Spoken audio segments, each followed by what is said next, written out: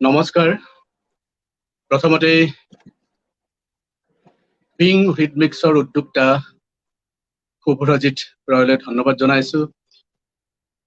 আজি 4 জুলাই প্ৰেম আৰু ৰদালিৰ কবি হীৰেণ ভট্টাচাৰ্যৰ অষ্টম মৃত্যুবাৰ্ষিকী।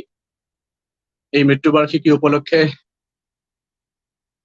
বকুল ফুলৰ দৰে গীত কবিতা আৰু আলাপৰ এই অনুষ্ঠান এটি কৰিছে। খুব ভাল পদক্ষেপ। মই পুনৰবাৰ শুভ্ৰজিতলৈ ধন্যবাদ জনাইছো। আৰু এই ক্ষণত প্ৰেম আৰু ৰদালিৰ কবি হীৰেণ ভট্টাচাৰ্য আমি সকলোৱে মৰমতে হিৰুদা বুলি মাতিছিলো, হিৰুদাক শ্ৰদ্ধাৰে সুঁৱৰিছো। তেখেতে এটি গীতেৰে ভুল ত্ৰুটি হলে ক্ষমা কৰিব। বকুল ফুলৰ দৰে জোনাকৰ পক্ষী উৰে, বকুল ফুলৰ দৰে জোনাকৰ পক্ষী উৰে, এন্ধাৰে এন্ধাৰে বকুল ফুলৰ দৰে, বকুল ফুলৰ দৰে জোনাকৰ পক্ষী উৰে, বকুল ফুলৰ দৰে জোনাকৰ পক্ষী উৰে, এন্ধাৰে এন্ধাৰে বকুল ফুলৰ দৰে।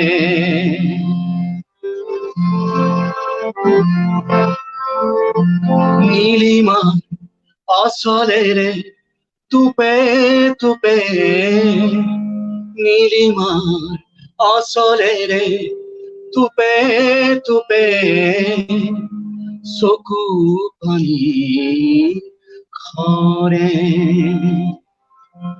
বকুল ফুলৰ দৰে মনৰ নিজান, বকুল ফুলৰ দৰে মনৰ নিজান, অকল হৰে অকল হৰে অকল হৰে অকল হৰে, বকুল ফুলৰ দৰে জোনাকৰ পক্ষী উৰে, বকুল ফুলৰ দৰে জোনাকৰ পক্ষী উৰে, এন্ধাৰে এন্ধাৰে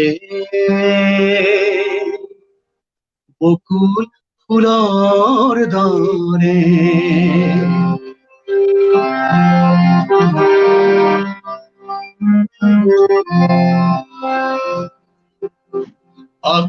আকাশৰ সিপাৰে আকাশৰ সিপাৰে ৰৈ আছে মোৰ আশা,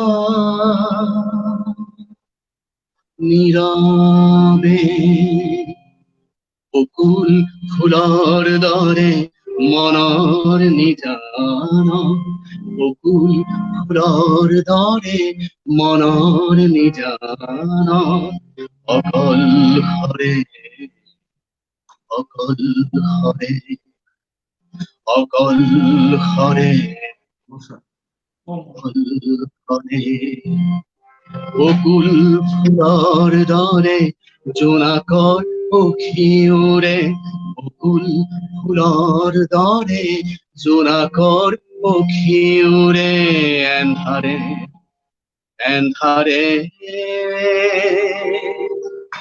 বকুল ফুলৰ দৰে, বকুল ফুলৰ দৰে,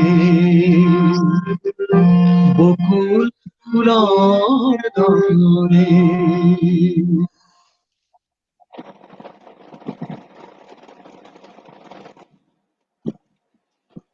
হুমায়ুন দালৈ ধন্যবাদ। নমস্কাৰ, শুভ সন্ধিয়া। কলা সংস্কৃতি বিনোদন আড্ডা আলোচনাৰ এই মঞ্চ being ৰিডমিক্স the rhythmic connection of হাৰ্টছৰ আজিৰ এই সন্ধিয়াটিত আমি শ্ৰদ্ধাৰে সুঁৱৰিছো সুগন্ধি পখিলাৰ কবি হীৰেণ ভট্টাচাৰ্য দেৱক। আজি তেওঁৰ মৃত্যুতিথি।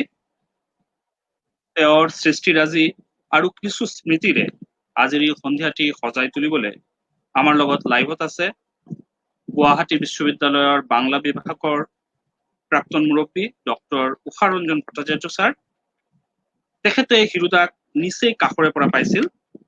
আমি কথা পাতিম সেইবোৰ স্মৃতি ৰোমন্থন কৰিবলৈ। মই ছাৰক এই অনুষ্ঠানত স্বাগতম জনাইছো। আমাৰ মাজত উপস্থিত আছে বিশিষ্ট আবৃত্তিকাৰ তথা সংগীত শিল্পী হুমায়ুন চৌধুৰী দা। হুমায়ুন দা ইতিমধ্যে আমাৰ আগৰ অনুষ্ঠান বিষ্ণুজ্যোতি সন্ধিয়াত আমাক সহায় সহযোগ আগবঢ়াই উপস্থিতি আগবঢ়াইছিলে। আৰু আছে মোৰ অনুস্প্ৰতিম উদীয়মান সংগীত শিল্পী সৌমাৰ সোণোৱাল। মই আটাইকেইজনলৈ এই সন্ধিয়াটিত স্বাগতম জনাইছো। মই প্ৰথমতে সৌমাৰকো অনুৰোধ কৰিম হিৰুদাৰ স্মৃতিত জুবিন গাৰ্গে গোৱা সেই বিশেষ গীতটি পৰিৱেশন কৰিবলৈ।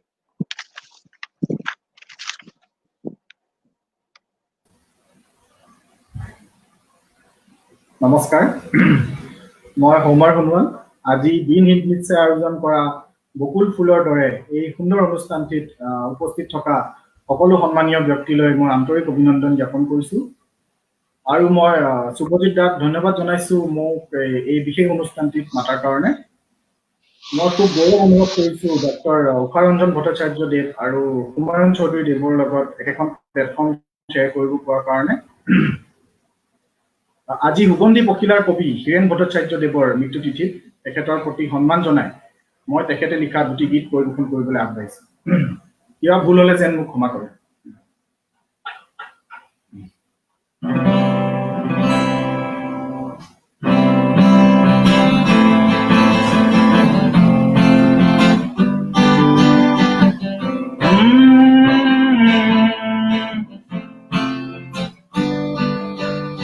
গান দিয়া, কবিতা দিয়া, শব্দ দিয়া, মৌনতা দিয়া, খিলোৱা এন্ধাৰত এচৰু পোহৰ দিয়া, অমানিশাৰ মাজত জোনাক হ'ব দিয়া, মৰুভূৰ মাজত বকুলৰ সুবাস দিয়া, সাগৰৰে মাজত পদুম হ'ব দিয়া।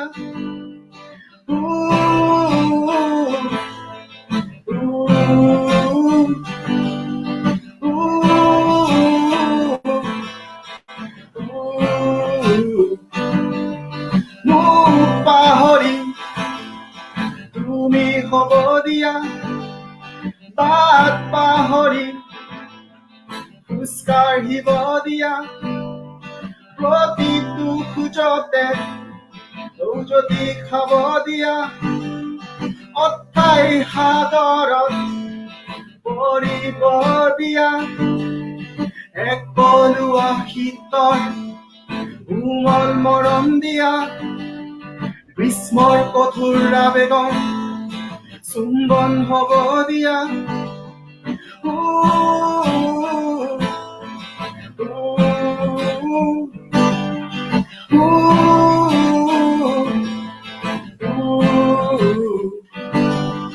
মুখত হাঁহি দিলা, চকুত অশ্ৰু দিলা, এতিয়া হৃদয়ত তোমাৰে উশাহ।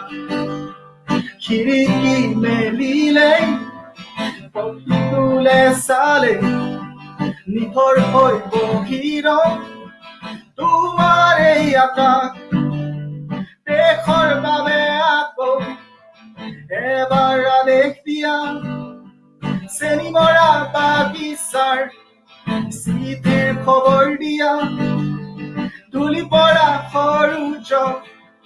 সূৰুযৰ জগাই দিয়া, কবিতাৰ পৃথিৱী উন্মাদ মৰম দিয়া, মানুহৰ পৃথিৱীত শস্যৰ পথাৰ দিয়া, সুগন্ধি পখিলাৰ ৰংবোৰ সিঁচি দিয়া, গান দিয়া, কবিতা দিয়া, শব্দ দিয়া মনতা দিয়া শিলোৱা এন্ধাৰত এচৰু পোহৰ দিয়া ভবা নিশাৰ মাজত জোনাক হ'ব দিয়া মৰুভূৰ মাজত বকুলৰ সুবাস দিয়া সাগৰৰে মাজত পদুম হ'ব দিয়া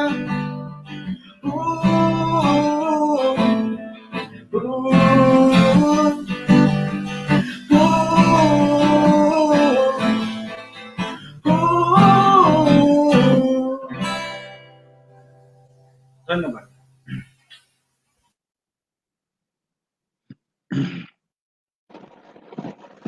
কুমাৰলৈ ধন্যবাদ আৰু শুভেচ্ছা থাকিল।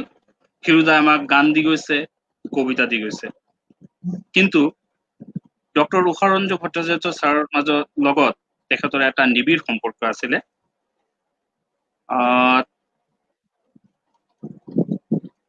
মই ছাৰক সুধিব বিচাৰিছো, তেখেতে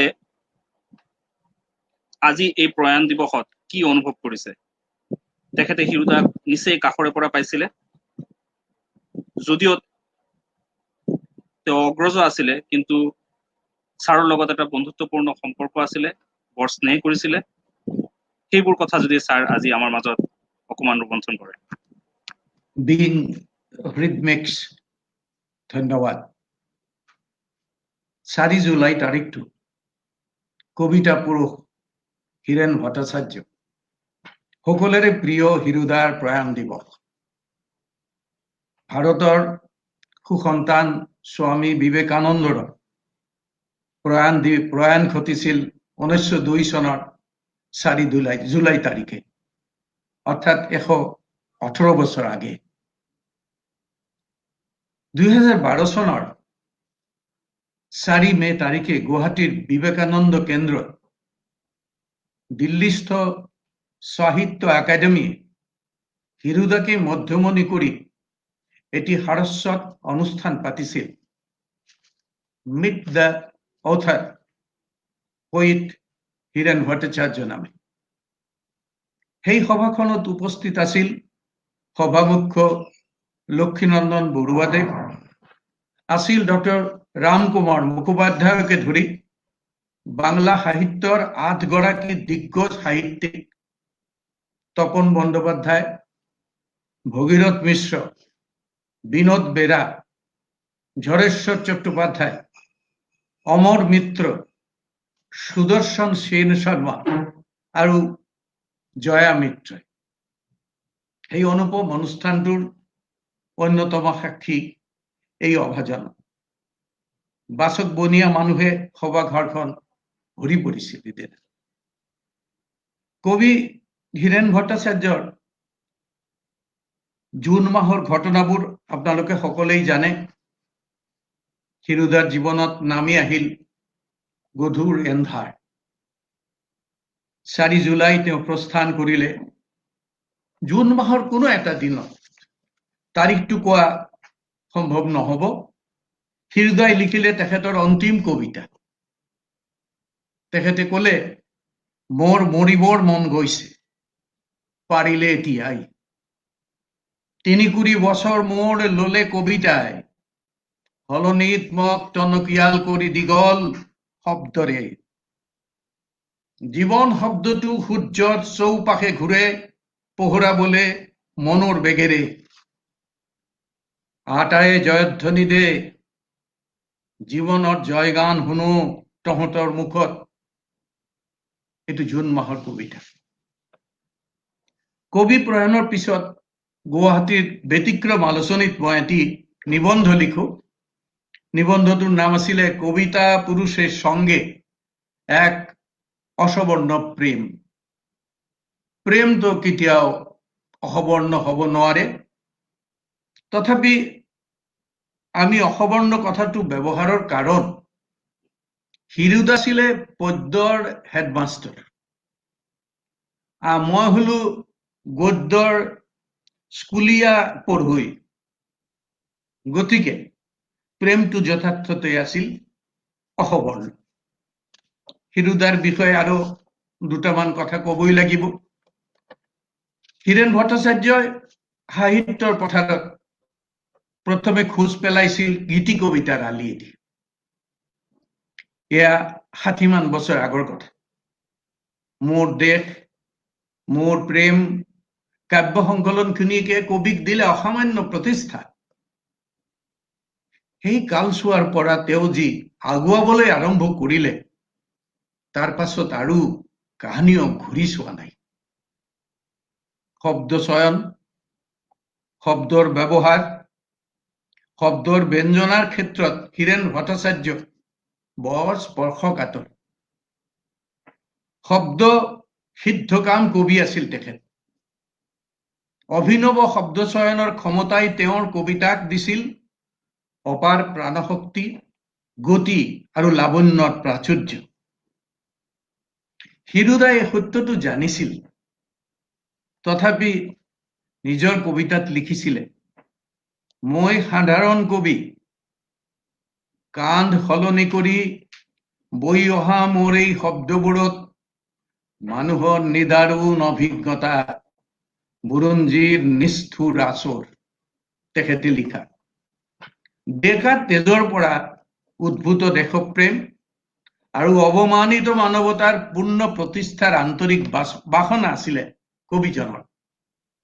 প্ৰেম বা যৌৱনৰ কবি হিচাপে অসমীয়া তথা ভাৰতীয় সাহিত্যত তেখেতৰ স্থান অতি উচ্চ।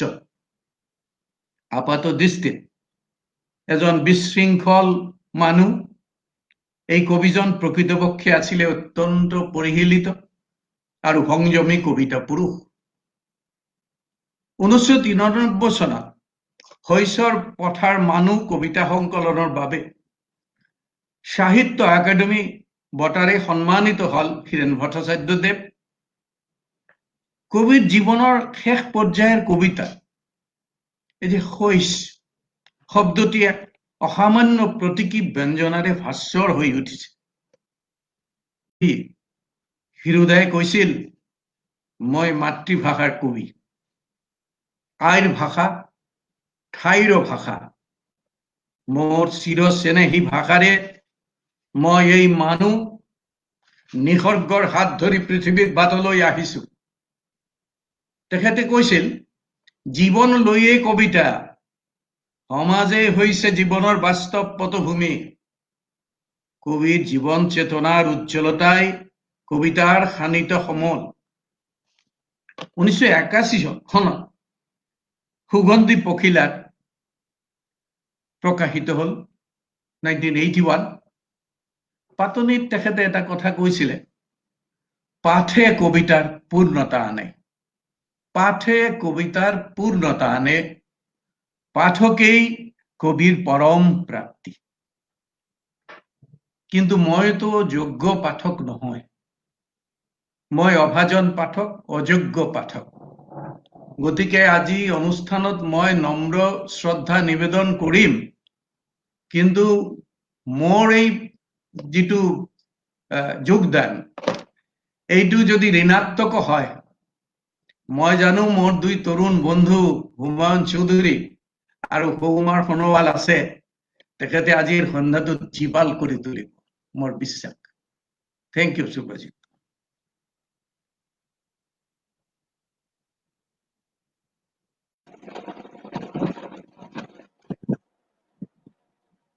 ছাৰলৈ ধন্যবাদ থাকিল। আমি কোনো ঋণাত্মক চিন্তা নকৰো। ছাৰে কোৱা মতে হিৰুদাই কৈছিলে যে তেওঁ মাতৃভাষাৰ কবি, সেইকাৰণে তেওঁ লিখিছিল, মোৰ প্ৰাণৰো প্ৰাণৰ, মোৰ গানৰো গানৰ মোৰ দেশ। তো দেশৰ কবিতা, ভাষাৰ কবিতা এইবোৰ লিখাৰ লগে লগে তেওঁ আছিলে এজন প্ৰেমৰ কবি।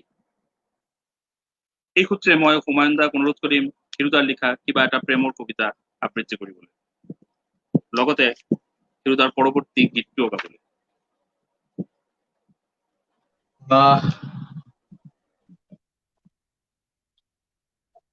শুভ্ৰ হিৰুদাৰ কবিতা বুলি ক'লে আচলতে একফালৰ পৰাই গোটেইবোৰ কবিতাই পাঠ কৰিবলৈ মন যায়। এটি সময় এনেকুৱা আছিলে, সকলোৰে তেনেকুৱা সময় হয়তো পাৰ হৈছে, যে হিৰুদাৰ কবিতা নপঢ়াকৈ স্কুলীয়া কলেজীয়া দিনত এটিও দিন আমাৰ পাৰ হোৱা নাছিলে। সুগন্ধি পখিলা আমাৰ সদায় বিচনাখনৰ ওচৰতে আছিলে, যেতিয়াই মন যায় মেলি লৈছিলো আৰু এনেই আওৰাইছিলো। সৰু সৰু কবিতাবিলাক আছিলে। আৰু অসমত বোধহয় একমাত্ৰ হিৰুদাই এজন কবি, যিগৰাকী কবিৰ কবিতা দেৱালত লিখা হৈছিলে। দেশ বুলি ক'লে আদেশ নেলাগে, মোৰ তুমৰলি তেজত টক বগাই উঠে এহেজাৰ এটা পুৰণো আখৰা। মৃত্যুটো এটা শিল্প, জীৱনৰ কঠিন শিল থকা নিৰ্লোভ ভাস্কৰ্য। তুমিতো জানা এই কবিৰ আৰু একো নাই, এটাই মাথো কামিজ, তাৰো চিগু চিগু চিলাই। প্ৰেম নিশ্চয় এনেকুৱাই আৱৰণ খুলি হৃদয় জোৰাই। এনেকুৱা অসংখ্য কবিতা আছে। পাঠ কৰি থাকিলে আমাৰ সময় দুৰন্ত গতিত আগবাঢ়ি গৈয়ে থাকিব। আৰু কবিতা মাতিম নে গান গাম?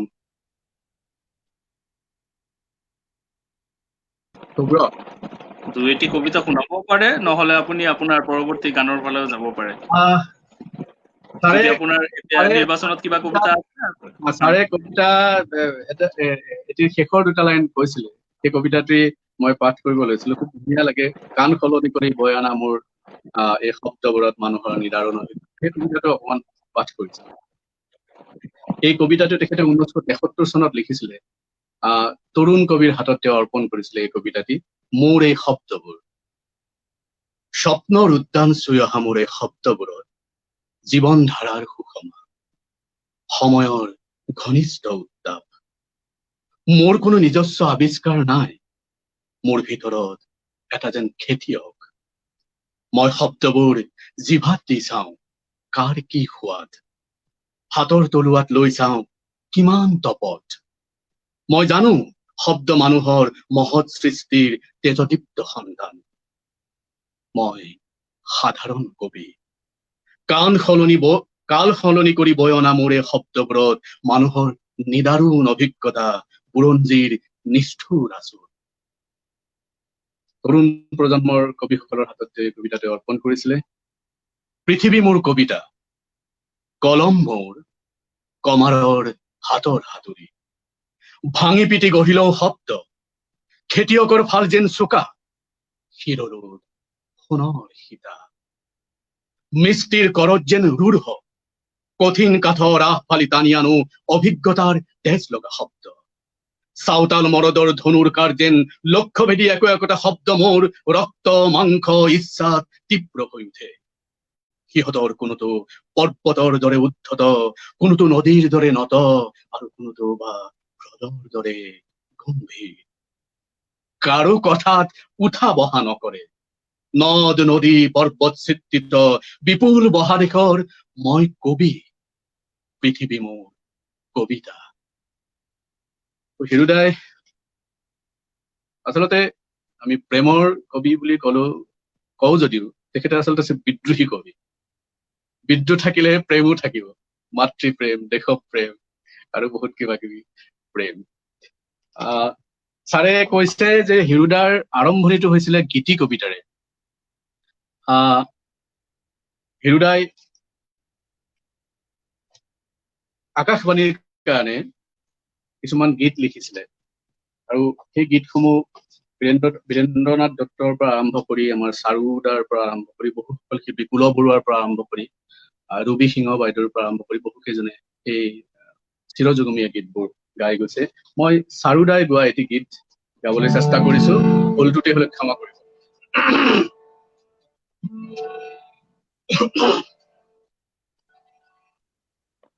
ৰাতি বাহিবা কোনে মোক কন্দুৱাই, ৰাতি বাহিবা কোনে মোক কন্দুৱাই। কেতেকীৰ পাহি ভাঙি কোমল সুবাস খানি মন চুই যায়। ৰাতি বাহিবা কোনে মোক কন্দুৱাই, ৰাতি বাহিবা কোনে মোক কন্দুৱাই।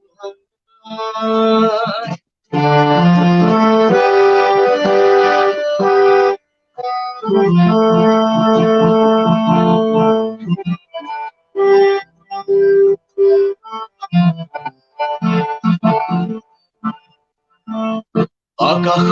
ইমান তৰাই আল ফুলে সুৱৰ পুৰাই আকাশৰ ইমান তৰাই আল ফুলে সুৱৰ পুৰাই মোক নিচুকাই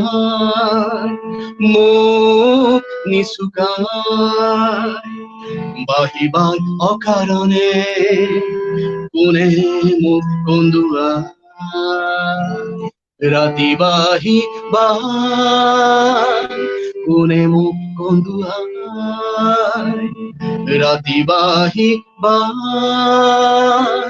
কোনে মোক কন্দুৱাই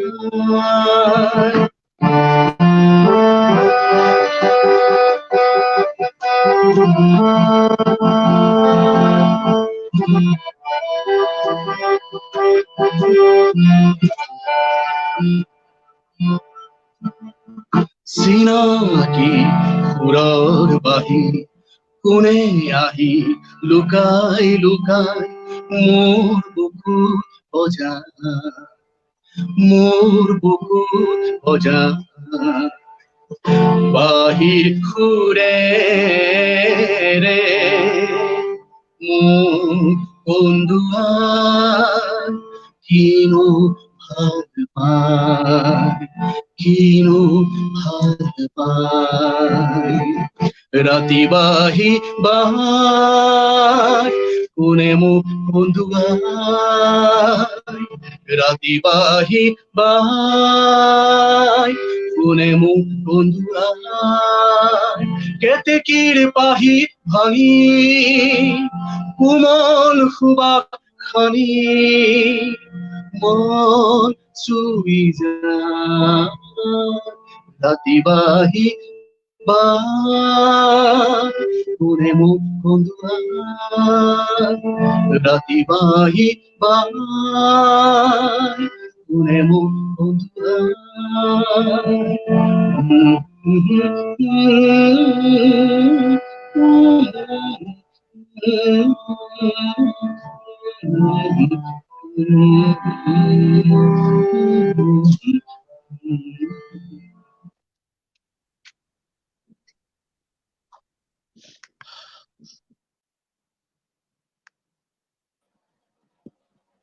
দৰ্শকৰ মাজৰ পৰা গৌতম ভট্টাচাৰ্য ডাঙৰীয়াই লিখিছে হুমায়ুনৰ গান আৰু কবিতা দুটাই লাগে। হুমায়ুন দা ইতিমধ্যে দুয়োটা পৰিবেশন কৰিছে।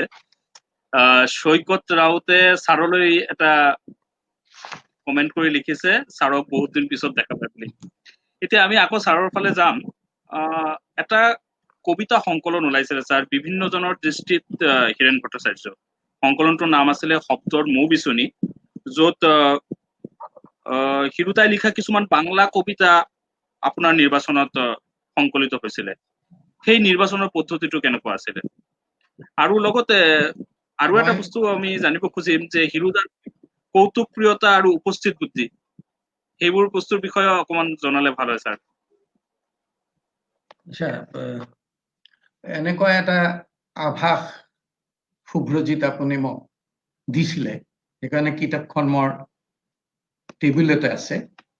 মই যে সৰু এটা পাতনি লিখিছিলো নিৰ্বাচনৰ কথা। নিৰ্বাচনৰ কোনো পদ্ধতি নাই, কিন্তু কি মোৰ মনলৈ তেতিয়া আহিছিল সেই কথাখিনি মই ব্যক্ত কৰি আছো।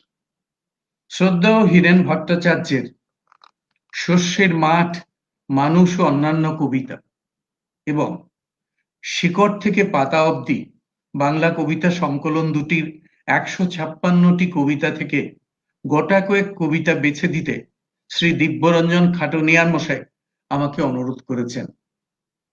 অনুরোধ আন্তরিক, তবে প্রায় ঢেকি গেলার সামিল।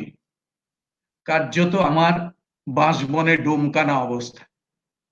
আমি আমার অসমীয়া শ্ৰোতালৈ কেনেকুৱা বুঝাম বাঁশবনে ডোমকানা। ধৰক এইটো হ'ব অধিক মাছত বগলী কণা, যিটো হয় অধিক মাছত বগলী কণা। মোৰ অৱস্থা হৈছিল তেনেই। সংকলন যুগলের সব কবিতারই ভাষামূল অসমীয়া। হীরেন্দা নিজেই এদের চমৎকার বাংলা রূপান্তর ঘটিয়েছেন। সৃষ্ট বাংলায় কথা বলা ও লেখায় হীরেন্দা ছিলেন স্বচ্ছন্দ, বলতে পারতেন দুটি বাংলা উপভাষাও, তা আবার রসে ডুবিয়ে। নির্বাচনের কাজে কোনো নিয়ম নির্দেশ নেই মানদণ্ড, থাকবেই বা কেন? পাঠক ভেদে রুচির ভেদ, তাই 5 জনকে এই একই দায়িত্ব দিলে বেরিয়ে আসবে 5টি তোড়া, কিছু ভিন্নতা নিয়ে। বর্তমান নির্বাচকের হাতেও 2 মাস পর আবার দায়িত্ব দিলে হয়তো ফলে একটু তারতম্য ঘটবে। এমন এক অস্থিরতার মধ্যে অগাধ ভালোবাসার আধার থেকে এই কুণ্ঠিত সসংকোচ নির্বাচন হীরেন্দা ক্ষমা করুন। শুভ্রজিৎর দুটা প্রশ্ন বা দুটা আলোচনাৰ তেখেতে মুখটো খুলি দিলে। তেখেতে আৰু এটা কৈছে যে হীৰেন্দাৰ যে বুদ্ধিৰ দীপ্তি বা কৌতুকবোধ এইবোৰ দুই এটা দৃষ্টান্ত দিবলৈ কৈছিলে মোক। মই নিজৰ কথাটো পিছত কম। দুটা দৃষ্টান্ত মই দি আছো। এটা প্ৰফেসৰ ডক্টৰ অমৰজ্যোতি চৌধুৰী, তেখেতে এঠাইত লিখিছে হীৰেন্দাৰ এই হীৰেন্দাৰ যেটো কৌতুক প্ৰাণতা, বুদ্ধি দীপ্তি এইবোৰ লৈ এবাৰ এখন কলেজৰ আবৃত্তি প্ৰতিযোগিতালৈ হিৰুদাৰ লগত গৈছো বিচাৰক ৰূপে। হিৰুদাক দেখি অসমীয়াতে কবলৈ অনুপ্ৰাণিত হল বুলি কলেজখনৰ অধ্যক্ষগৰাকীয়ে নিজেই ক'লে। হলহলীয়া অসমীয়াত দিয়া ভাষণৰ পিছত অধ্যক্ষগৰাকীয়ে ক'লে, এতিয়া সভা ভংগ। ইয়াৰ পিছতে আয়োজন কৰিছো সামান্য আহাৰৰ এক লাইট লাঞ্চৰ। ইংৰাজীত শব্দ দুটা কৈ অপৰাধ কৰা যেন অনুভৱ হল অধ্যক্ষগৰাকীৰ। সেয়ে হিৰুদাক এইবাৰ অধ্যক্ষগৰাকীয়ে সুধিলে, আচ্ছা হিৰুদা, এই লাইট লাঞ্চৰ অসমীয়া কি হব? হিৰুদাই উত্তৰ দিলে, লাইটৰ অসমীয়া, আচ্ছা আপুনি ধৰক এইটো হল লঘু লাঞ্ছনা। লঘু লাঞ্ছনা, লাইট লাঞ্চ, লঘু লাঞ্ছনা। একো আপত্তি নাই নামত, সকলোৱে খাবলৈ পালেই হল। হাঁহিৰে গিজগিজাই উঠিল সভাখন। এটা ঘটনা কওঁ, এইটো হল আমাৰ এই 1212 চনৰ কথা, 4 জুলাইৰ কথা। কলিকাতাৰ এখন আলোচনীৰ মই তাৰ বেতুপাতটো দেখুৱাই আছো। এই আলোচনীৰ নাম হল কাৰু কথা, আর এ হল হীরেন ভট্টাচার্য সম্মাননা সংখ্যা। তো তাত কলকাতার সেন শর্মা, সুদর্শন সেন শর্মা এর সম্পাদক।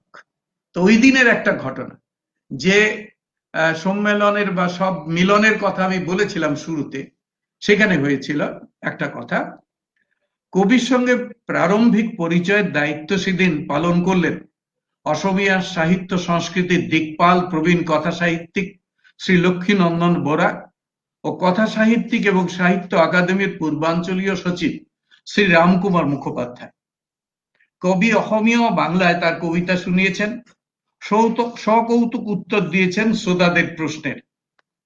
এক তরুণ কবিকে জিজ্ঞেস করেন, আমি যখন ক্লাস 9-এ পড়ি তখন আমি কবিতা লিখতে শুরু করি। আমার এয়ারফোর্সের চাকুরের দাদা এসব জানতে পেরে বলেছিলেন, কবিতা লেখা থামাও, নয়তো পেটে ভাত জুটবে না।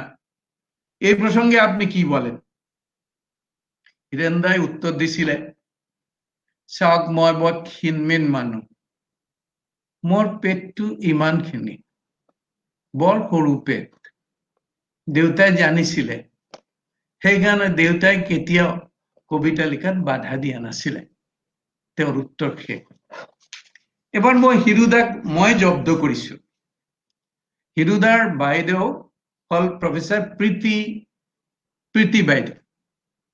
তো প্ৰীতি বাইদেউৰ ঘৰত মই এদিন গৈছিলোঁ, এটা অনুবাদ বিষয়ে এটা আলোচনা যেতিয়া হ'ল, তেতিয়া অকস্মাত হিৰুদাৰ আবিৰ্ভাৱ ঘটিল তাতে। হিৰুদা আহি গ'লে বংগৰ এজন ডাঙৰ সাহিত্যিক আহি সোমাইছে ইয়াতে, খবৰ পালোঁ। তেওঁক চাবলৈ আহিছে। এতিয়া দেখোন তুমি আমাৰ অসমৰে মানুহ। মই বেছি উত্তৰ নিদিলোঁ, কাৰণ হিৰুদাৰ সব কথাৰ এনেকুৱা উত্তৰ দিব নাপায়। গতিকে মই মনে মনে থাকিলোঁ, নীৰৱ থাকিলোঁ। গেটত যেতিয়া মই ওলাই আহিলোঁ, তেতিয়া হিৰেন্দাক সুধিলোঁ, হিৰেন্দা, এটা বিপৰীতাৰ্থক শব্দ ক'বচোন, মই প্ৰশ্ন কৰোঁ, এটা এন্টনিম। হিৰেন্দাই সুধিলে, এন্টনিম? তুমি প্রফেসর মানুষে, তুমি এই ধরনের আজে বাজে প্রশ্ন আমাকে করবে না রাস্তার উপর। কি অ্যান্টোনিম চাই? বলে আপনি বলুন তো ভীরু শব্দের অ্যান্টোনিম কি, বিপরীতার্থক শব্দটা বলুন। ভীরুদার সঙ্গে সঙ্গে বললেন, কেন তুমি জানো না? সাহসী। সাহসী? বললাম না, হলো না। তখন তিনি বললেন, তাহলে নির্ভয়? বললাম হলো না।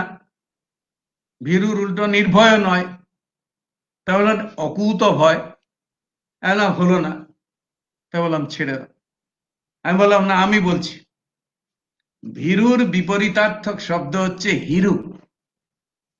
তেখেতে মোক একদম সাৱটি ধৰিলে। এই স্পৰ্শটো মই কেতিয়াও পাহৰি নাযাওঁ। Thank you Suprajit. এগিয়ে যাওঁ।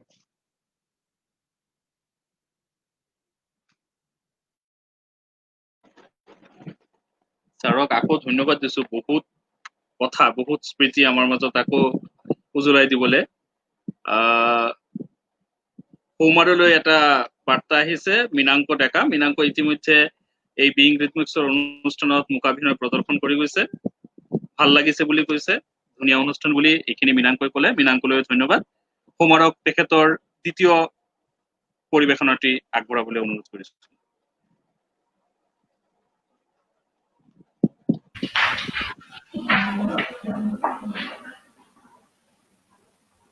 আজি হিৰুদাৰ প্ৰতি ছাৰৰ পৰা বহুতখিনি কথা গম পালোঁ।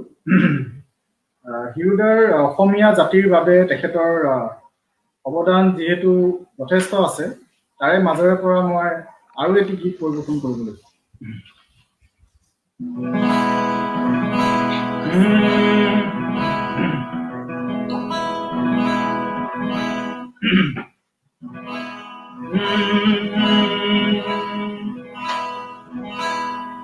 হেৰো বাহি তোক বৰ ভাল পাওঁ দেহি, মোৰ বাহি তোক বৰ ভাল পাওঁ দেহি, তোৰ সুৰৰ আচল ধৰি বহুদূৰ যাওঁ গুচি কোনো পূৰ্ণিমা ৰাতি, তোৰ সুৰৰ আচল ধৰি বহুদূৰ যাওঁ গুচি কোনো পূৰ্ণিমা ৰাতি, হেৰো বাহি তোক বৰ ভাল পাওঁ দেহি,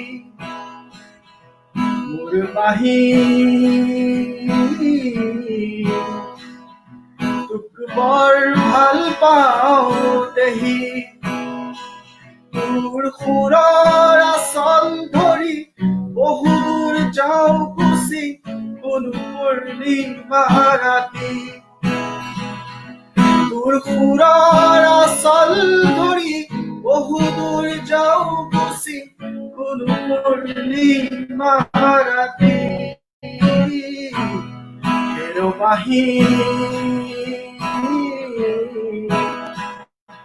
তোক বৰ ভাল পাওঁ দেহি, আমলখি হাবিত যেনেকৈ হৰিণ হৰিণী চৰে ময়ো গুচি যাওঁ ভয়াঙে দয়াঙে কৰবালে আমলখি হাবিত যেনেকৈ হৰিণী চৰে ময়ো গুচি যাওঁ ভয়াঙে দয়াঙে কৰবালে তোৰ সুৰৰ আচল ধৰি বহুদূৰ যাওঁ গুচি কোনো পূৰ্ণিমা ৰাতি তোৰ সুৰৰ আচল ধৰি বহুদূৰ যাওঁ গুচি কোনো পূৰ্ণিমা ৰাতি মোৰ বাঁহী তোক বৰ ভাল পাওঁ দেহি যাওঁৱে বাকী মান দূৰ সুৰ পাহৰিলে তোৰ কাষলৈকে একে চিতে আহোঁ উভতি যাওঁৱে বাকী মান দূৰ সুৰ পাহৰিলে তোৰ কাষলৈকে একে চিতে আহোঁ উভতি তোৰ সুৰৰ আচল ধৰি বহুদূৰ যাওঁ গুচি কোনো পূৰ্ণিমা ৰাতি তোৰ সুৰৰ আচল ধৰি বহুদূৰ যাওঁ গুচি কোনো পূৰ্ণিমা ৰাতি হেৰ বাঁহী তোক বৰ ভাল পাওঁ দেহি মোৰ বাঁহী তোক বৰ ভাল পাওঁ দেহি মোৰ বাঁহী তোক বৰ ভাল পাওঁ দেহি মোৰ বাঁহী ধন্যবাদ সৌমাৰলৈ এটি শুভেচ্ছা বাৰ্তা আহিছে সৈকত ৰাউতে লিখিছে হোষ্টেলত থাকোতে এইটো গানে ধুমুহা উঠাইছিল সৌমেৰ আপোনাক ধন্যবাদ এটি পুৰণি আবেগ জগাই দিয়াৰ কাৰণে যিটো হুমায়ুন দাই অকমান আগতে কৈ আছিলে যে বিছনাৰ কাষতে হিৰুদাৰ সুগন্ধি পখিলা আছিলে এই কথাখিনি আকৌ আমি প্ৰমাণ পালো হুমায়ুন দাক অনুৰোধ কৰিছো তেখেতৰ পৰৱৰ্তী পৰিৱেশনাটি পৰিৱেশন কৰিবলৈ আচলতে হিৰুদাৰ বহুত সৰু সৰু কথা আমাৰ আমাৰ আমাৰ আমাৰ নেক্সট জেনেৰেশ্যনটো বহুতে হয়তো নাজানে হিৰুদাই অৰঙে দৰঙে ঘূৰি খুব ভাল পাইছিলে তেওঁ ঘূৰি খোজকাঢ়ি ঘূৰি খুব ভাল পাইছিলে আৰু সুধিলে কয় খোজকাঢ়িলেতো লাইচেন্স কাকো দেখুৱাব নালাগে গতিকে খোজকাঢ়ি তেওঁ ঘূৰি ফুৰিছিলে আৰু আপোনালোকে জানে এই ঘূৰি ফুৰা মানুহজনে শশী শৰ্মা সাহিত্যিক শশী শৰ্মা তেওঁলোকৰ লগত লগ লাগি মোকাম্বু বুলি এখন চাহৰ দোকানো দিছিলে কংগ্ৰেছৰ এটা বিশেষ অধিৱেশন হৈছিলে জালুকবাৰীৰ ফালে তেতিয়াই তাত দিছিলে তাৰ পিছতো তেখেতে আবেলি বুলি চানমাৰীত এখন চাহৰ দোকান দিছিলে কিন্তু চাহৰ দোকান দিলে কি হব তেওঁ কাষ্টমাৰক গ্ৰাহকক কয় চাহটো গৰম কৰি খাওক বুলি ক'ত কাষ্টমাৰ আহিব গতিকে এইজনে আছিলে হিৰুদা আমাৰ মৰমৰ হিৰুদা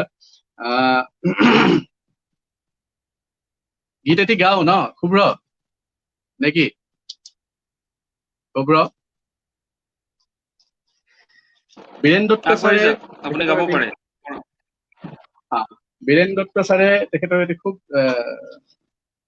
সুন্দৰ গীত তেখেতে গাইছিলে আৰু ইমান ধুনীয়া ছবি এখন থাকে তেখেতৰ শব্দবোৰত তাতে আকৌ বীৰেন দত্ত ছাৰৰ সুৰ মই বৰ মৰখাহ কৰিছো গাবলৈ গীতটি নাজানো কিমান হেৰি কৰিব পাৰো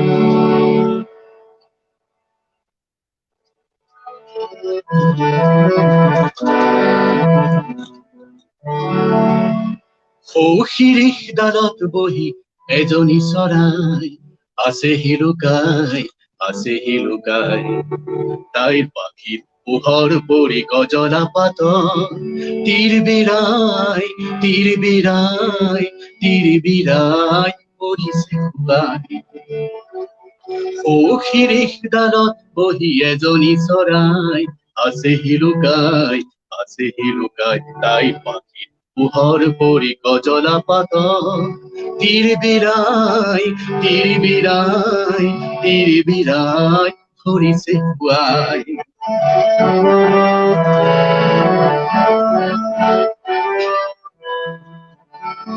জুৰিৰ পাৰত এটি হৰিণা পোৱালি গাত ৰ'দ লৈ যেন ঘূৰিছে উমলি জুৰিৰ পাৰত এটি হৰিণা পোৱালি গাত ৰ'দ লৈ যেন ঘূৰিছে উমলি ঠিক তেনেকৈ তাই খিৰিকীদাৰত লুকা ভাকু খেলি আছে কুহুৰিয়াই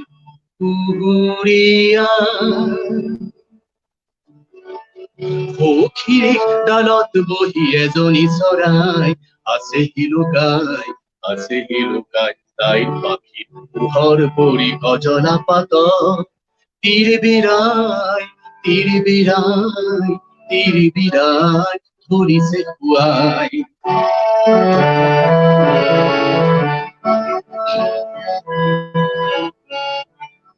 মোৰ ভাগৰৰে মন মাজুলী তাৰ কাষেৰে বয় নৈ যেনেকৈ খলকনি তুলি ঠিক তেনেকৈ আজি ৰাতিপুৱাই অকলে তাই মোক লগ পাই ঠিক তেনেকৈ আজি ৰাতিপুৱাই অকলে তাই মোক লগ পাই নতুন গান গুনগুনাই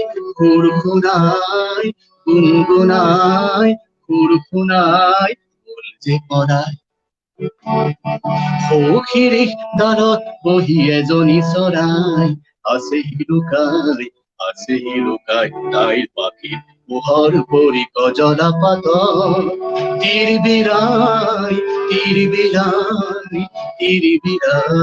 ধৰিছে খুৱাই ধৰিছে খুৱাই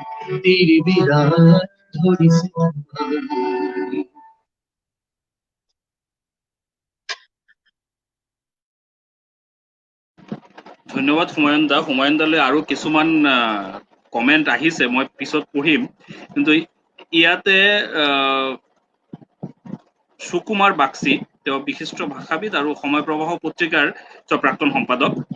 তেখেত বিং ৰিডমিক্সৰ অহাকালিৰ যিটো অনুষ্ঠান রিডমিক্স আলাপত আহিব, তেখেতে কমেন্ট করে কইছে হিরুদা সম্বন্ধে শুনতে খুব ভালো লাগছে। তার সঙ্গে পরিচয় 1964 সালে আমৃত্যু ঘনিষ্ঠতা ছিল। বহু আড্ডা দিয়েছি, নিজের বহু বই আমাকে উপহার দিয়েছেন। তার শেষ সাক্ষাৎকারটি আমি নিয়েছিলাম, যা কলকাতার একটা পত্রিকায় শারদীয় সংখ্যায় প্ৰকাশিত এবং পৰে অসমেৰ একটি বাংলা দৈনিকে পুনৰ্মুদ্ৰিত। মই অসমীয়া দৰ্শকৰ কাৰণে অনুবাদ কৰি কৈছো, হিৰুদা সম্বন্ধে শুনিবলৈ ভাল লাগিছে। তেখেতৰ লগত পৰিচয় 1964 চনত আৰু আমৃত্যু ঘনিষ্ঠতা আছিল। বহু আড্ডা দিলো, নিজৰ বহু কিতাপ তেখেতে মোক উপহাৰ দিছে।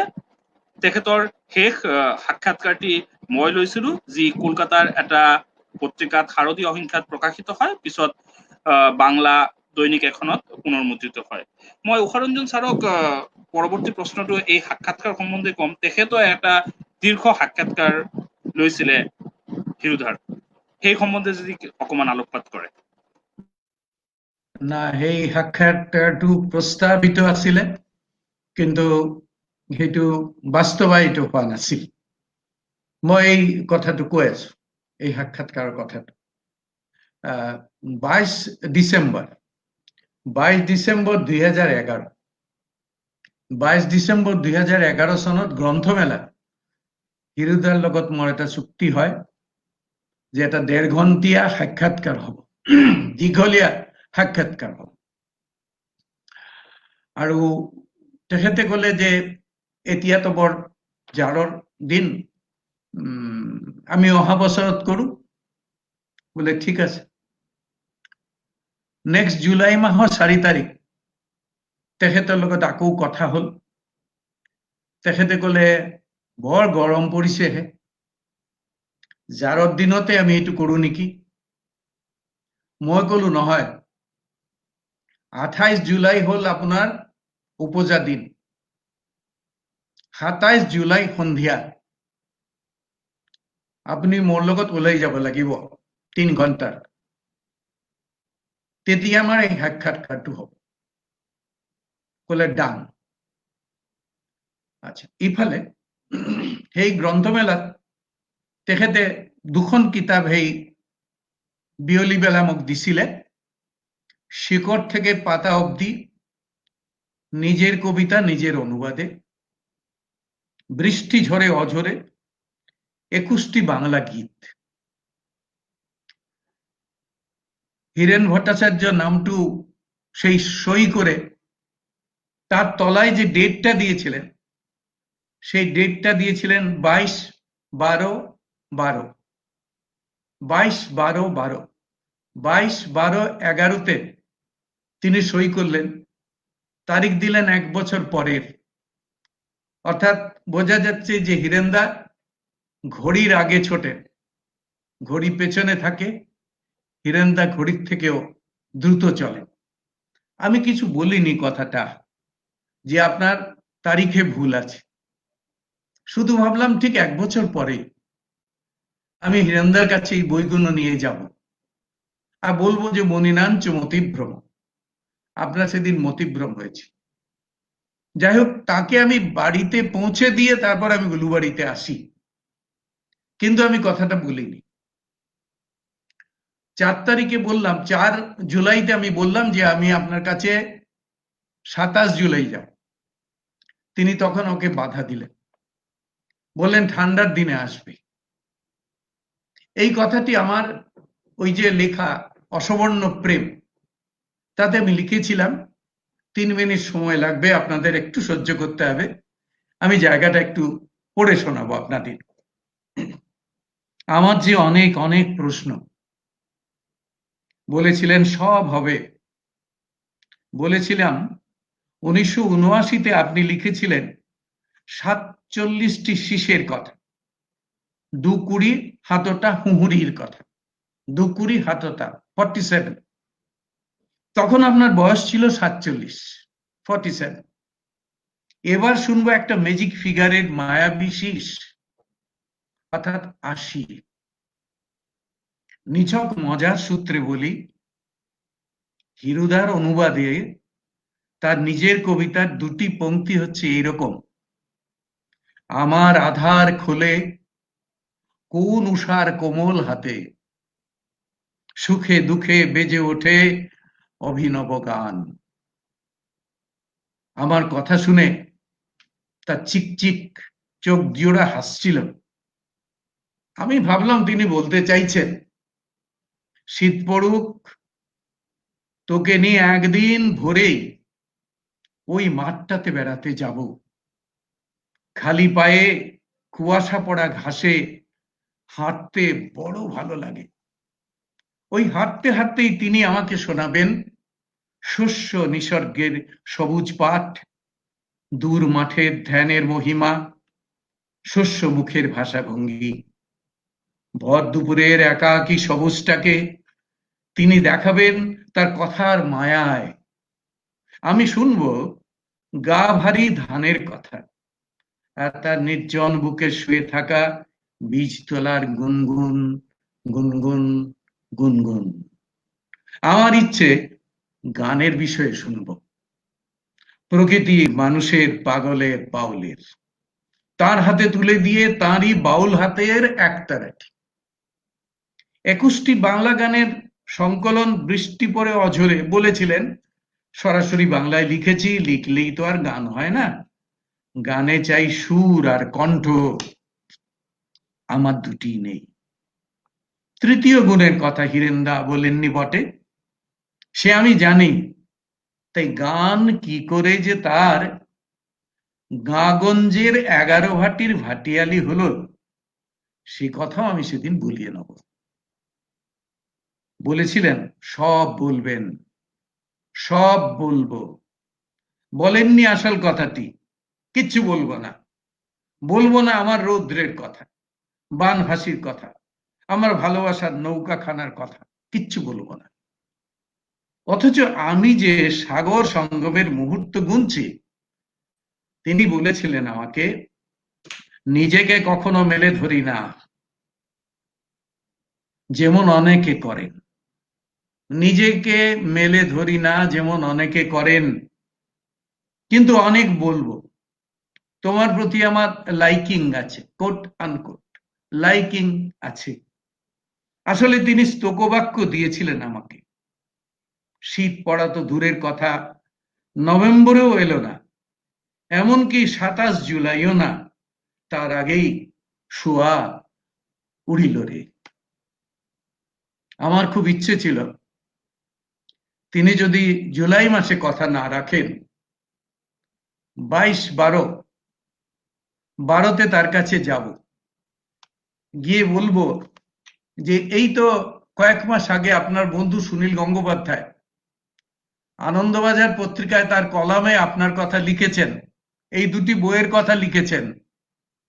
অর্থাৎ যে বছর মারা গেলেন হিরেনদা, তার মারা যাওয়ার 3 মাস আগে আনন্দবাজার পত্রিকায় সুনীলের লেখা বেরিয়েছিল হিরেনদা সম্পর্কে।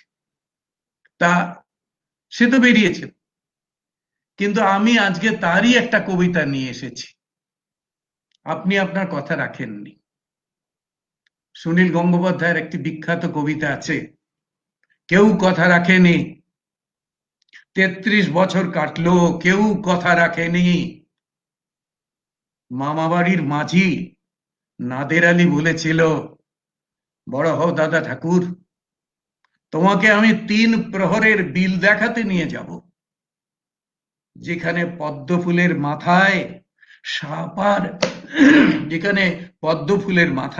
সাপ আর ভ্রমর খেলা করে, পদ্ম ফুলের মাথায় সাপ আর ভ্রমর খেলা করে। কেউ কথা রাখেনি। 33 বছর কাটলো কেউ কথা রাখেনি। মামাবাড়ির নাদের আলী যেমন কথা রাখেনি, তেমনি হিরেনদাও কথা রাখেননি সেই সাক্ষাৎকারে।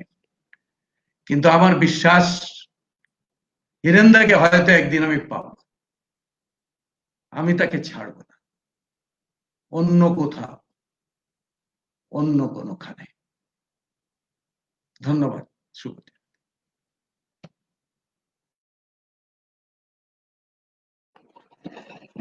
বহু স্মৃতি বহু কথা আমি জানিলো।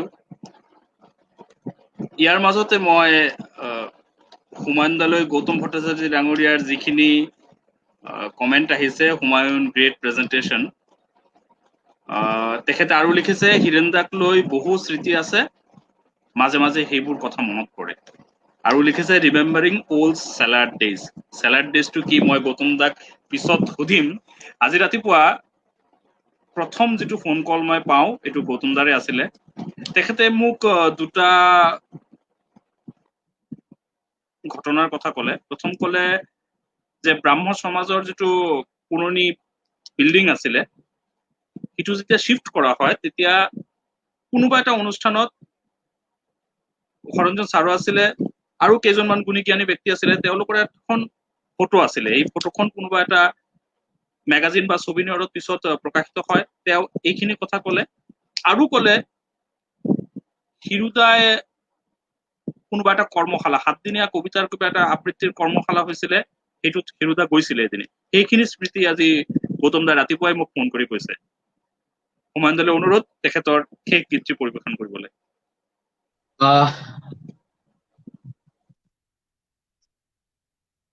ছাৰে ইমান ধুনীয়াকে তেখেতৰ সোঁৱৰণি কথাবোৰ ক'লে, আৰু হিৰুদাই অজুহাতে বিচাৰি আছিল চাগে যাবৰ কাৰণে। কিন্তু তেখেতে লিখিছে, এটা অজুহাত পালে মই গুচি যাব পাৰো, যেনি মন যায় তোমাৰ সান্নিধ্যৰ যাদুকৰী ৰাতি মই গুচি যাম, যিকোনো অজুহাত পালে। মুক্ত কৰি প্ৰতিভাৰ পথ, নিৰ্জনতা নিৰ্ভৰ ছায়াৰ সুখ্যাতিত এই যে তোমাৰ এই উপস্থিতি, অসম্ভৱ অনুবাদ তাৰ। জালিকটা জোনাকৰ মাজেৰে মই গুচি যাম, হাতত খাৰে ভৰিত খাৰে। তেওঁ অজুহাতে বিচাৰি আছিলে চাগে যাব। আৰু 2012 চনৰ জুলাই 4 তাৰিখে তেনেকুৱা এটা অজুহাত লৈ তেওঁ গুচি গ'ল। আহ, তেখেতে তোমাৰ গান বুলি এখন গীতৰ সংকলন উলিয়াইছিল। আপোনালোকে জানে তেজপুৰৰ অজিত সিংহ গীতিকাৰ সুৰকাৰ আৰু ৰুবি বাইদেউ, ৰুবি সিংহ। হিৰুদাই তেজপুৰত পঢ়ি থকা কালত অজিত সিংহৰ লগত বন্ধুত্ব হৈছিল আৰু সেই সূত্ৰে তেজপুৰ গ'লে অজিত সিংহৰ ঘৰত সোমায় আৰু এই তোমাৰ গান এই গীতৰ পুথিখন তেখেতে অজিত সিংহক দিছিলে কিবা তাৰ গীত সুৰ কৰিবৰ কাৰণে। কিন্তু ৰুবি বাইদেউ গান গাই সুৰ কৰে। ৰুবি বাইদেৱে গীতৰ পুথিখন মেলি চাই থাকোতে শেষৰ ফালে এনেকুৱা এটা গীত তেওঁৰ ভাল লাগি গল আৰু লগে লগে তেখেতে সেই গীতটি সুৰ কৰিলে। পিছত যেতিয়া হিৰুদা পাছত তেওঁলোকৰ ঘৰলৈ যাওঁতে কৈছিলে যে মই গীত এটি সুৰ কৰিলো আপোনাৰ অনুমতিবিহীন ভাৱে, তেখেতে সেই তাৎক্ষণিক সৰু চুটি বাক্যৰ যেনেকে কয়, একো নাই, এইবোৰ গীত ৰাইজৰ গীত, গতিকে সকলোৱে সুৰ কৰিব পাৰে। মই এই চেগতে ৰুবি বাইদেউলৈ মোৰ শ্ৰদ্ধা জনাইছো। ভুল ত্ৰুটি হলে বাইদেউ আপুনি যদি চাই আছে ক্ষমা কৰিব। আপোনাৰ এটি গীত বহুতেই নাজানে এই গীতটি যে হিৰুদাই লিখা। বন্ধু মেলি দে তোৰ দুখৰ দুখনি হাত, এবাৰ জিৰাও তোৰ বুকুৰ শীতল ছাদ। বন্ধু মেলি দে তোৰ দুখৰ দুখনি হাত, এবাৰ জিৰাও তাৰ বুকুৰ শীতল ছাদ। বন্ধু বন্ধু মেলি দে তোৰ দুখৰ দুখনি হাত, এবাৰ জিৰাও তোৰ বুকুৰ শীতল ছাদ। বন্ধু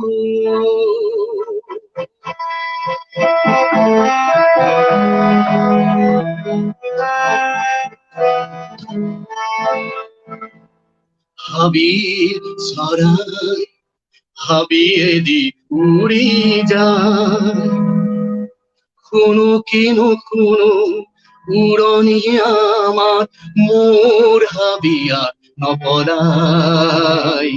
হাবিৰ চৰাই হাবিয়েদি উৰি যায়, শুনো কিনো শুনো উৰণি আমাৰ মোৰ হাবিয়াত নপলাই। বন্ধু মেলি দে তোৰ দুখৰ দুখনি হাত, চকুলোৰে ঢাকে মোৰ দূৰণিৰে বাট। বন্ধু বন্ধু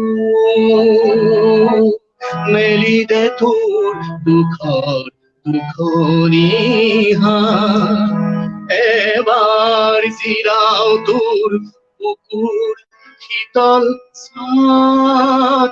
বন্ধু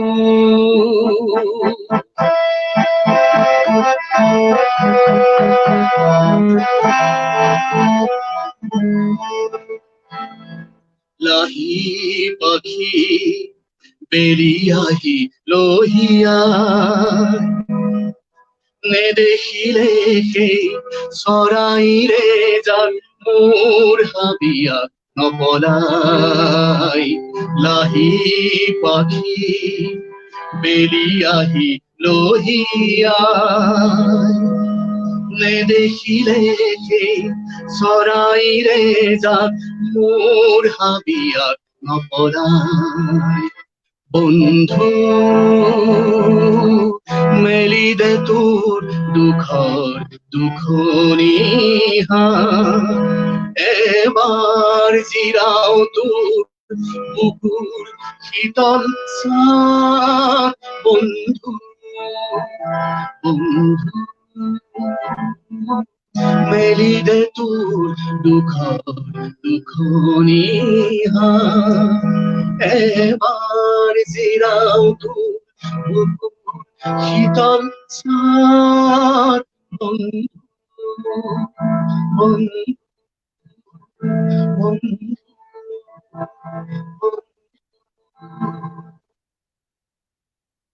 পুনৰবাৰ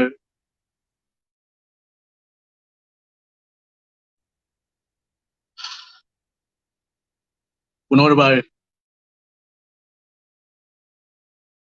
ৰূপকাৰক হুমায়ুন ধন্যবাদ। সঁচাকৈ হিৰুদা সকলোৰে বন্ধু আছিলে, কিয়নো মানে দৰ্শকৰ যিখিনি কমেণ্ট আহি আছে, পাপৰি চৌধুৰীয়ে লিখিছে কি সুন্দৰ হুমায়ুন, বৰ ভাল লাগিল। সুব্ৰত ভট্টাচাৰ্যই লিখিছে সকলোৰে প্ৰিয় কবি, আৰু গৌতম ভট্টাচাৰ্য দাদাই লিখিছে ছাৰৰ কথা শুনিলে হিৰুদাৰ ছবিখন তেওঁৰ চকুৰ আগত ফুটি উঠে। এতিয়া সামৰণিৰ সময়। আমি সকলোকে বিং ৰিটমিক্সৰ পৰা ধন্যবাদ জনাইছো। দৰ্শকে বহুত ভাল সঁহাৰি দিছে, আৰু তিনিওজন অতিথি বুলি মই নকওঁ, এওঁলোক মোৰ আপোন, মোৰ নিচেই আপোন, মোৰ এটা মাততে সকলোৱে মোক সঁহাৰি দিছে। সকলোকে ধন্যবাদ। এতিয়া সৌম্যক অনুৰোধ কৰিছো আজিৰ অনুষ্ঠানৰ শেষ গীতটি পৰিৱেশন কৰিবলৈ। প্ৰথমে মই শুভদাক ধন্যবাদ জনাইছো মোক এইখন সুবিধা দিয়াৰ কাৰণে, আৰু লগতে ছাৰ উষাৰঞ্জন দেৱ ছাৰক আৰু হুমায়ুন চৌধুৰী দেৱকো শ্ৰদ্ধা জনালো। মই আজি বহুত আনন্দিত হলো যে মই হীৰেণ ভট্টাচাৰ্য দেৱৰ মৃত্যু তিথিত এনেকৈ গীত গাব পালো, আৰু তেখেতৰ বিষয়ে আজি বহুত কথাই জানিলো ছাৰ আৰু হুমায়ুন দাৰ পৰা। তাৰ বাবে ধন্যবাদ। শেষ গানটি মই গানে কি আনে, যোনটো জুবিন দাই খুব গাই থাকে তেখেতৰ গান, সেইটো পৰিৱেশন কৰিছো।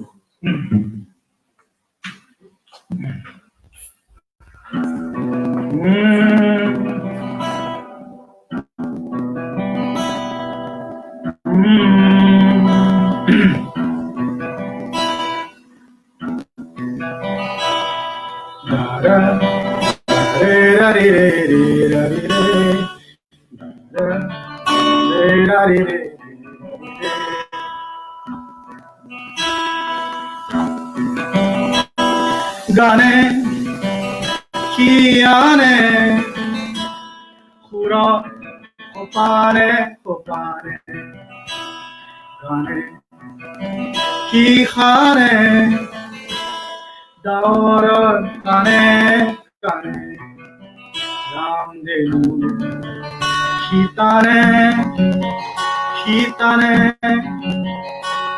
সুৰা ওপাৰে ওপাৰে, গানে কি আনে সুৰা ওপাৰে ওপাৰে, গানে কি খানে ডাৱৰৰ কানে কানে, ৰামধেনু শীতানে শীতানে সুৰা ওপাৰে ওপাৰে, সৌ আকাশত ঢৌ তোলা জোনাকৰ পাৰে, সৌ পথাৰত ফুল মেলা কুমলীয়া ধানে, জানো জানে জানো জানে, গানে কি আনে কি খানে সুৰত সোপানে সোপানে, গানে ৰাৰে ৰে ৰাৰে ৰে, গানে শাওনৰ আকাশৰ দৰে কান্দে, গানে ৰূপহী বিজুলী চমকেৰে আহে, গানে শাওনৰ আকাশৰ দৰে কান্দে, গানে ৰূপহী বিজুলী চমকেৰে আহে, গানে কি আনে কি খানে সুৰত ওপাৰে ওপাৰে, গানে কি আনে সুৰত সোপানে সোপানে জানে কি খানে গাঁৱত গানে গানে গান ধেনু শীতানে শীতানে পুৰ সোপানে